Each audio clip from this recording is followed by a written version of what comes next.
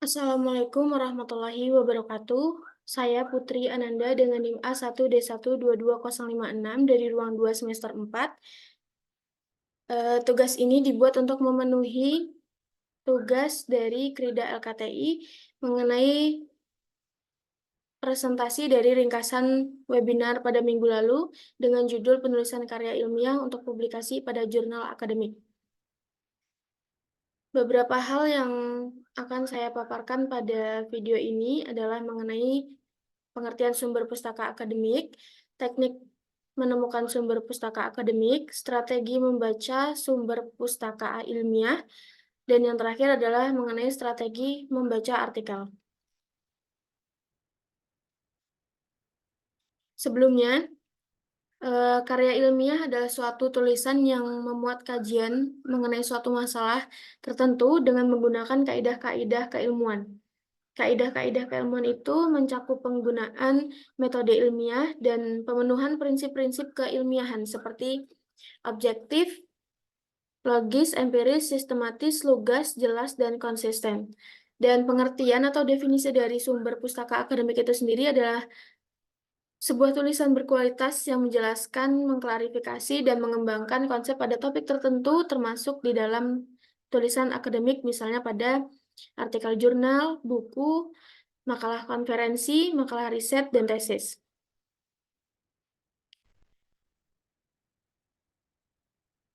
Yang kedua adalah mengenai teknik menemukan sumber pustaka akademik.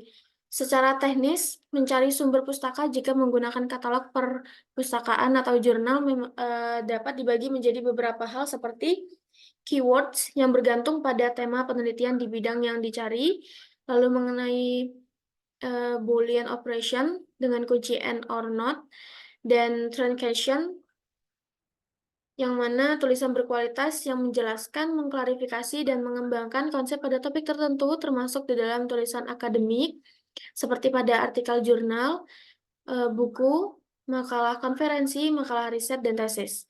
Lalu, yang terakhir adalah wildcards, yang menggantikan huruf dalam satu kata dengan satu atau suatu lambang, kapan sebaiknya diterapkan untuk ejaan yang berbeda-beda.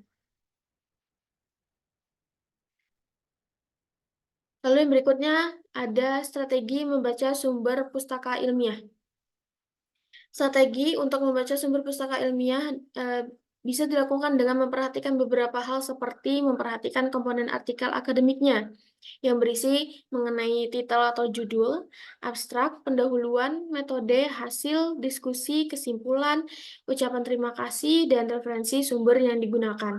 Lalu dengan memperhatikan apa yang ingin diketahui mengenai latar belakang penelitiannya, pertanyaan penelitian, bukti argumentasi, fakta, dan angka, dan definisinya. Lalu yang berikutnya ada mengenai strategi membaca artikel.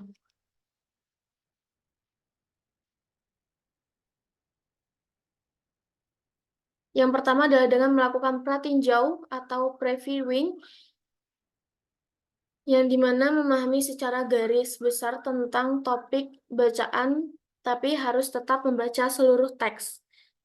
Tentang kapan untuk mendapatkan pemahaman umum, lalu untuk menentukan apakah buku atau artikel tersebut bermanfaat untuk tujuan kita. Lalu tentang bagaimana judul dan detail penulisnya, abstrak paragraf 1-2 dari bagian pendahuluannya, kesimpulan, bagan atau grafik, tabel, ilustrasi, dan yang terakhir ada subjudul atau kalimat utama. Lalu yang kedua adalah dengan menggunakan strategi membaca sekilas atau skimming, di mana membaca sekilas untuk menangkap gagasan-gagasan utama, untuk menentukan di mana bagian artikel yang relevan bagi penelitian kita, lalu untuk membaca cepat dengan mencari kata kunci di setiap paragraf, dan memperhatikan kalimat pertama dan terakhir dari setiap paragrafnya. Lalu dengan melakukan pemindaian atau scanning, di mana membaca cepat untuk mendapatkan informasi yang spesifik. Setelah skimming dan mengidentifikasi bagian dari teks yang relevan untuk mendapatkan informasi kunci, bisa melakukan baca cepat bagian yang relevan sehingga menemukan kata atau frasa yang penting. Lalu, yang keempat adalah dengan membaca intensif atau intensive reading. Setelah previewing, skimming, dan scanning untuk mendapatkan apa yang menjadi fokus kita. Lalu bagaimana dengan garis bawah, tanda, highlighter, dan membuat catatan singkat. Menandai dengan highlighter dan membuat catatan yang singkat.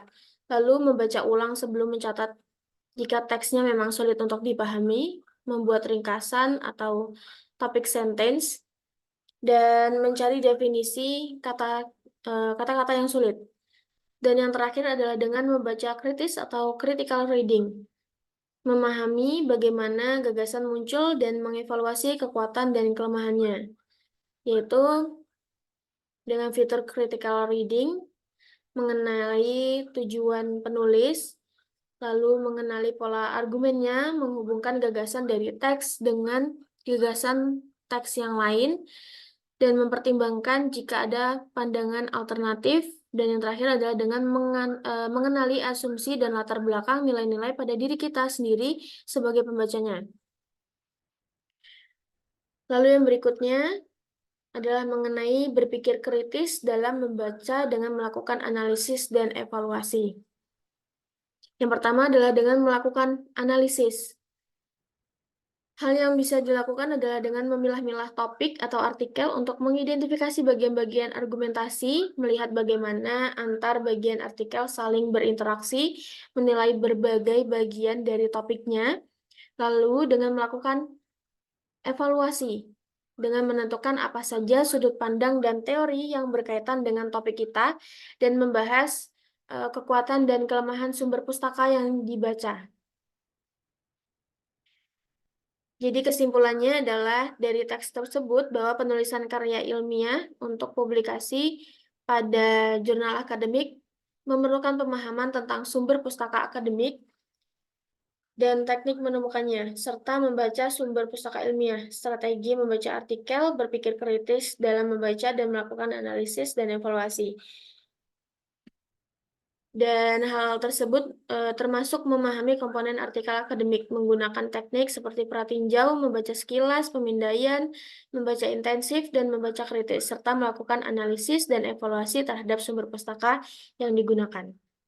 Sekian dari saya. Wassalamualaikum warahmatullahi wabarakatuh.